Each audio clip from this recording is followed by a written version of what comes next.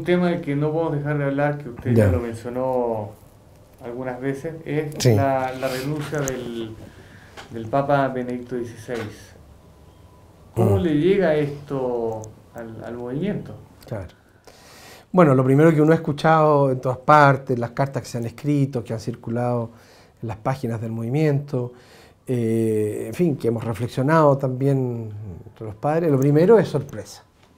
Esto fue algo que muy poca gente sabía y uno queda, en primer lugar, sorprendido porque, como ya se ha dicho, se sabe, ¿no es cierto?, solo había un antecedente en la Edad Media, ¿no es cierto?, por ahí por el siglo XVI, de la renuncia de un papa, que también tuvo circunstancias muy propias, etc. Entonces, hasta ahora siempre ha sido que el papa muere como papa, digamos. Entonces, esto es una cosa absolutamente novedosa, podemos decir, salvo esa excepción del siglo XVI. En primer lugar, una gran sorpresa, y uno empieza inmediatamente a preguntarse, bueno, ¿qué significa esto?, ¿no? Como sabemos, en la prensa se ha especulado de que el Papa está abrumado por la crisis de la Iglesia, que ya no da más y como que se hace a un lado. Bueno, sin duda que la Iglesia vive momentos muy difíciles, ¿no? Y al inicio de este nuevo milenio, esta barca de Pedro navega en medio de tormenta y necesita a alguien que esté firme al timón, ¿no? Y en ese sentido, el Papa, con mucha honestidad, reconoce, ¿no es cierto?, que él está cansado, que está débil, que está viejo, que le faltan las fuerzas físicas y espirituales. En cuanto a las fuerzas físicas, gente que lo ha visto hace poco comenta que realmente se le nota mucho más disminuido, ¿no?, físicamente. Se nota más viejo, más cansado, ya lo tienen que transportar, ¿no es cierto?, en un carrito. Está enfermo y por lo tanto ya los médicos no le permiten audiencias muy grandes o viajes. Estaba agendado para julio, ¿no es cierto?, que el Papa fuera al Encuentro Mundial de Jóvenes en Brasil.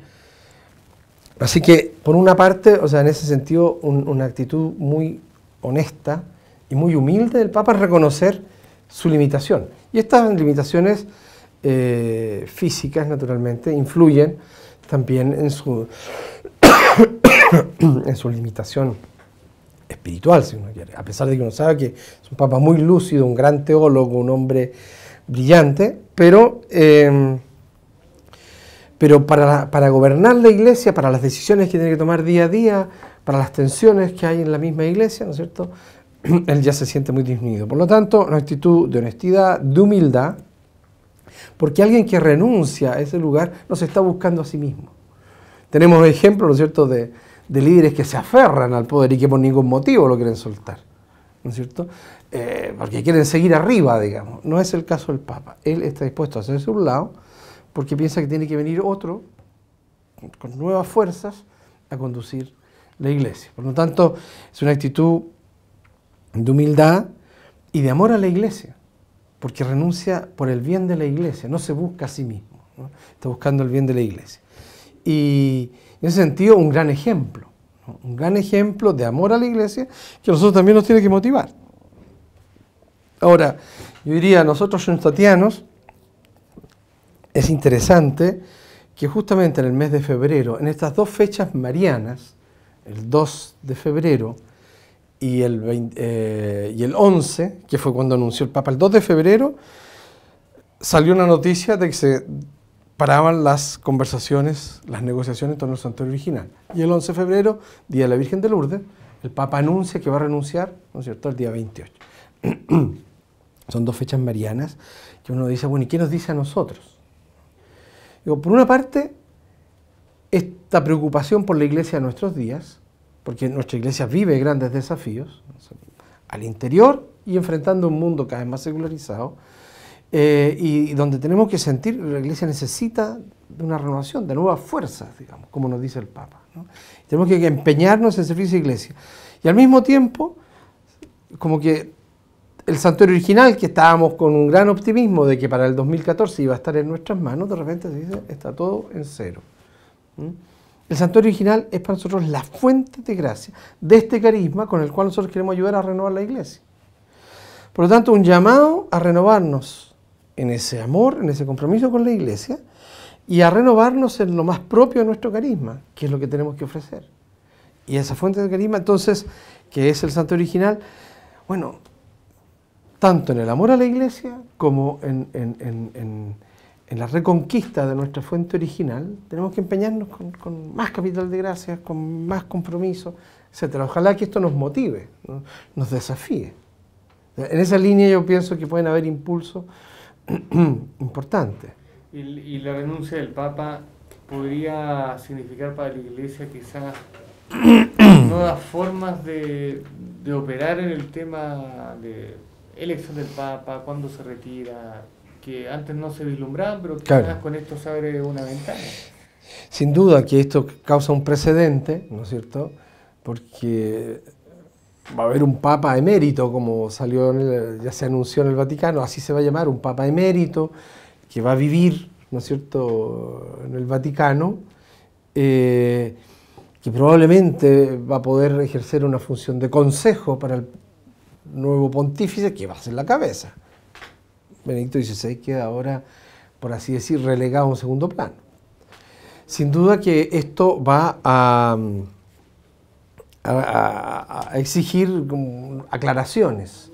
Es probable que se clarifique al futuro, se renueve el colegio cardenalicio.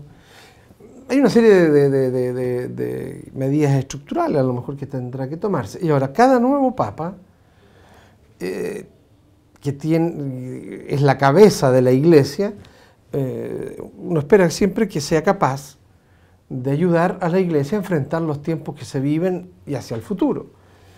Entonces probablemente traiga reformas que se necesitan en la iglesia, tanto en la curia como en la proyección de la iglesia en el mundo, que se siga realizando el gran impulso del Vaticano II, digamos, que es abrir la iglesia hacia el futuro, hacia el tercer milenio, ¿no? Sin duda que va a haber reformas, pero tenemos que esperar quizás para ver. Ahora se especula mucho siempre, como aparece en la prensa, cuáles son los papábiles, de qué sectores, si va a ser europeo, si va a ser del tercer mundo, si va a ser del sector de los italianos o latinoamericanos.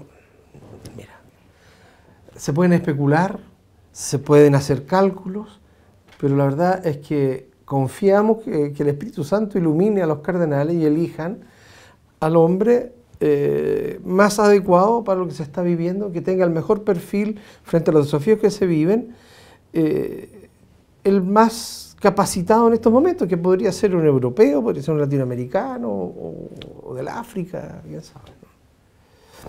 Bueno, muchísimas gracias, padre. Eso fue la entrevista con el padre Eduardo Aguirre para Yo en Vivo. Muchas gracias.